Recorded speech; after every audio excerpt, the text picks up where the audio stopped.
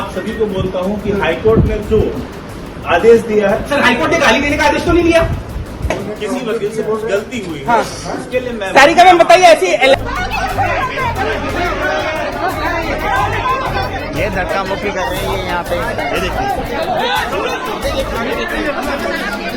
देश की सबसे पुरानी समाचार एजेंसी का दफ्तर सील कर दिया गया। एजेंसी का नाम है यूनाइटेड न्यूज ऑफ इंडिया। इसे हम यूएनआई या यूनी वार्ता के नाम से भी जानते हैं। इसका दफ्तर दिल्ली के 9 रफी मार्ग पर है। 20 मार्च को अचानक दिल्ली पुलिस की टीम यहां पहुंची और देखते ही देखते पूरा दफ्तर सील कर दिया गया। लेकिन ये मामला सिर्फ एक दफ्तर के सील होने का नहीं है। इस दौरान जो कुछ हुआ उसे लेकर बवाल मच गया। पुलिस पर पत्रकारों के साथ मारपीट और बदसलूकी के बेहद गंभीर आरोप लगे हैं। बवाल इतना बढ़ गया कि अब इस पर राजनीति भी शुरू हो गई। कांग्रेस ने तो इस पूरी कार्रवाई की तुलना नॉर्थ कोरिया से कर दी है। तो आखिर क्यों खाली करवाया गया यूएनआई का ऑफिस और क्या है पूरा मामला, आइए समझते हैं। सोशल मीडिया पर इस कार्रवाई की वीडियोस और चश्मदीदों के दावों ने सनसनी फैला दी है। इसको लेकर यूनिवार्ता और उससे जुड़े अखबार द स्टेटमेंट का क्या कहना है वो भी देखेंगे, लेकिन उससे पहले इस कार्रवाई के जुड़े कुछ वीडियोस देख लेते हैं। आप सभी को बोलता हूं कि हाईकोर्ट ने जो आदेश दिया है, सर हाईकोर्ट ने गाली देने का आदेश तो नहीं दिया? सर गाली तो नहीं सुन सकते हम। ठीक है, मैं क्या नहीं, एक बात अभी क्या करना? यहाँ इतनी फीमेल एम्प्लॉइज बैठी है, बताइए। किरण बैठी है, इतनी हमारी फीमेल एम्प्लॉइज बैठी है। क्या नाम है? कोर्ट का जो आदेश है उस आदेश में क्लियर लिखा हुआ है कि हमें पोजीशन लेना है इमीडिएटली। गाली देके भगा दो। गलत बात है, गलत बात अभी किसी वकील से बहुत गलती हुई है, उसके लिए मैं तारीखा मैम बताइए ऐसी लैंग्वेज इस्तेमाल की जा सकती है? इस घटना को लेकर यूनिवार्ता ने एक्स पर पोस्ट किया कि देश की सबसे पुरानी और प्रतिष्ठित समाचार एजेंसियों में से एक यूनाइटेड न्यूज ऑफ इंडिया यानी यूएनआई के कार्यालय को सील किए जाने से प्रेस की स्वतंत्रता पर गंभीर सवाल खड़े हो गए हैं। कर्मचारियों को जबरन बाहर निकाला गया, जिनमें से कई को अपना व्यक्तिगत सामान भी ले जाने की अनुमति नहीं दी गई। पुलिस की टीमों द्वारा महिला पत्रकारों के साथ बदसलूकी की गई। ड्यूटी पर तैनात दिल्ली पुलिस के कुछ कर्मी नशे की हालत में थे और आपत्तिजनक भाषा का इस्तेमाल भी कर रहे थे। 2 वकीलों और दिल्ली पुलिस के कर्मियों ने कई पत्रकारों के साथ दुर्व्यवहार किया।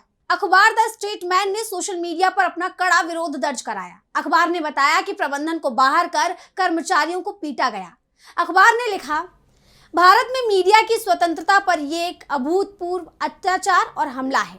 देश की सबसे पुरानी समाचार एजेंसी यूएनआई के रफी मार्ग स्थित कार्यालय पर पुलिस बल ने इस तरह हमला किया कि एक आतंकवाद विरोधी अभियान भी शर्मिंदा हो जाए। कर्मचारियों को अपना सामान लेने या प्रबंधन से बात करने का समय तक नहीं दिया गया। प्रबंधन को बाहर कर दिया गया और कर्मचारियों को अंदर पीटा गया। इस कार्रवाई के बाद सियासत भी पूरी तरह गर्मा गई है। कांग्रेस ने सीधे सरकार पर तीखा हमला बोला है। कांग्रेस नेता श्रीनिवास बीवी ने एक्स पर पोस्ट किया कि बधाई हो, भारत में नॉर्थ कोरिया पैदा हुआ है। इस तंज ने मामले को राजनीतिक रंग दे दिया। पत्रकार संगठन अब इस मामले की निष्पक्ष जांच की मांग कर रहे हैं। देश भर के तमाम पत्रकारों की तरफ से इस कार्रवाई को लेकर विरोध शुरू हो गया है। लेकिन अब आपके मन में सवाल जरूर उठ रहा होगा कि आखिर देश की इतनी पुरानी न्यूज एजेंसी के साथ पुलिस ने ऐसा बर्ताव क्यों किया? क्या यह कोई तानाशाही है या फिर मामला कुछ और है? दरअसल इस पूरी खबर का एक दूसरा पहलू भी है और वो पहलू कानूनी है। ये पूरी कार्रवाई दिल्ली हाईकोर्ट के एक आदेश के बाद हुई। मामला नियमों को तोड़ने और हजारों करोड़ की सरकारी जमीन के गलत इस्तेमाल से जुड़ा है। आइए अब इस कार्रवाई के पीछे की कानूनी वजह को समझ लेते हैं। पुलिस ने कार्रवाई दिल्ली हाईकोर्ट के 20 मार्च 2026 के एक फैसले के बाद की है। दरअसल लैंड एंड डेवलपमेंट ऑफिस यानी LNDO ने साल 2023 में ही जमीन का आवंटन रद्द कर दिया था। अब हाईकोर्ट ने भी इस फैसले को एकदम सही ठहराया है। 1979 में सरकार ने यूएनआई को ये जमीन दी थी। मकसद था प्रेस संस्थानों के लिए एक बड़ा ऑफिस कॉम्प्लेक्स बनाना। लेकिन 40 साल से ज्यादा का वक्त बीत गया, वहां कोई निर्माण कार्य नहीं हुआ।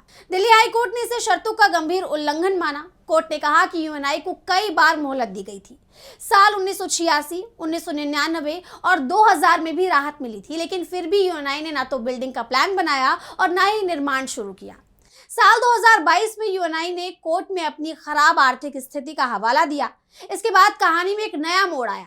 साल 1925 में नेशनल कंपनी लॉ ट्रिब्यूनल यानी NCLT ने एक बड़ा फैसला सुनाया। यूएनआई के दिवालिया होने की स्थिति में इसका पूरा कंट्रोल द स्टेटमेंट लिमिटेड को दे दिया गया। बस यही से मामला बिगड़ गया। द स्टेटमेंट लिमिटेड एक प्राइवेट कमर्शियल कंपनी है। कोर्ट ने इसे आवंटन की शर्तों के सख्त खिलाफ माना। कोर्ट ने कहा कि ये जमीन मीडिया के संस्थागत मकसद के लिए दी गई थी। इसे प्राइवेट कंपनी को अनधिकृत तौर पर ट्रांसफर नहीं किया जा सकता। हैरानी की बात यह है कि इस सरकारी जमीन की असली कीमत हजारों करोड़ रुपए है, जबकि स्टेटमेंट ने यूएनआई को 100 करोड़ रुपए से भी कम पैसे दिए। जांच में यह भी पता चला कि जमीन पर कैंटीन चलाई जा रही है। दफ्तर की 70% जगह को किराए पर दिए जाने की प्लानिंग थी।